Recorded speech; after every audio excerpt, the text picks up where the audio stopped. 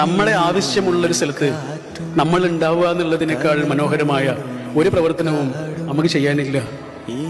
അതാ, നിങ്ങൾ ആലോചിച്ച് നോക്കൂ, നിങ്ങളുടെ പ്രവർത്തനങ്ങൾക്ക് കാത്തിരിക്കുന്ന മനുഷ്യർ ആരാണെന്നറിയോ? നാട്ടിലേതുപോലെയല്ല. നിങ്ങളുടെ കരുണ, നിങ്ങളുടെ സ്നേഹം, നിങ്ങളുടെ സഹായം പ്രതീക്ഷിച്ച് എവിടെയെങ്കിലുമൊക്കെ കഴിയുന്ന ഈ മനുഷ്യരില്ലേ, ഇതാരാണെന്നറിയോ? വൈകുന്നേരമാകുമ്പോ പ്രിയപ്പെട്ടവളുടെ ചൂടിലേക്ക് കയറി ചെല്ലാൻ ഭാഗ്യമില്ലാത്ത മനുഷ്യരാണ്. മക്കളുടെ കൊഞ്ചലിലേക്ക് കയറി ചെല്ലാൻ ഭാഗ്യമില്ലാത്ത മനുഷ്യരാണ്.